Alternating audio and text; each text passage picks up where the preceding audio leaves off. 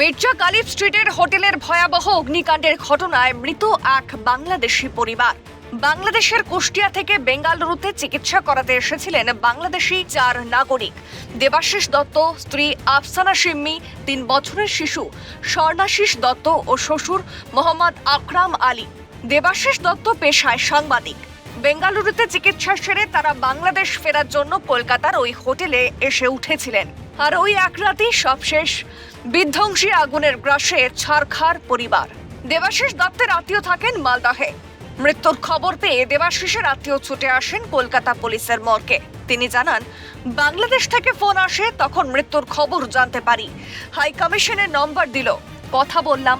বেশ কিছুদিন আগে ওরা বেঙ্গালুরুতে এসেছিলেন স্ত্রী ও সন্তানের চিকিৎসা করাতে। বেঙ্গালুরু থেকে কলকাতায় এসে ওই হোটেলে উঠেছিলেন। বাংলাদেশে ফোন আসে কি এরকম ছবি দেয় আর ফোন দেয় কি এরকম প্রবলেম হয়েছে, একটু যোগাযোগ।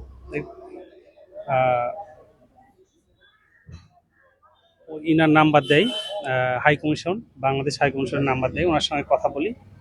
উনি তখন নিউ মার্কেট পুলিশ স্টেশনে আমাকে ডাকে, পাশেই তো। আমি আসি। কিন্তু ঘটনাটা জানার পরে আমরা প্রথমে ভেবেছিলাম যে তারাপীঠতে এরকম একটা অ্যাক্সিডেন্ট অগ্নিকাণ্ড মানে হয়েছে। তখন ভেবেছিলাম যে ওইখানে হয়তো কিনা, যেহেতু ওরা ব্যাঙ্গালোর থেকে ফিরছে, ওখানে পুজো দিতে গেছে কিনা, মানে ওইটা আমরা একটা মানে করেছিলাম, ওখানকার লোক ভেবেছিল।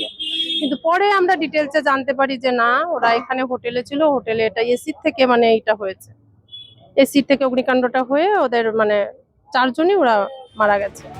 বুধবার বিকেলে অবধি পাওয়া খবর অনুযায়ী মৃতদের মধ্যে 5 জন বাংলাদেশি নাগরিককে শনাক্ত করা সম্ভব হয়েছে। এদিন কলকাতা মেডিকেল কলেজে যান বাংলাদেশ উপ হাই কমিশনের দ্বিতীয় সচিব ওমর ফারুক। তিনি জানান, পরিবার মৃতদেহ চিহ্নিত করে উপযুক্ত কাগজ দেওয়ার পরই পরিবারের হাতে মৃতদেহ তুলে দেওয়া হবে। আমরা অফিসের পক্ষ থেকে এসেছিলাম, ডেপুটি হাই কমিশনের পক্ষ থেকে আমরা দেখে গেলাম। আমরা এটা অফিসিয়ালি ম্যাচ করে তাদের ডকুমেন্টের সাথে তাদের পরিবারের সবার সাথে কথা বলে তারপর আমরা নিশ্চিত করতে পারবো যে এখানে আসলে আমাদের কতজন আছেন, কার ডেড বডি কোনটা, আমরা পরবর্তীতে জানাতে পারবো। হ্যাঁ, আমরা এটা আসলে সেভাবে চিহ্নিত শুধুমাত্র তার পরিবারের সদস্যরাই করতে পারবেন। আমরা এটা নিয়ে গেলাম, রিপোর্টগুলো নিয়ে গেলাম।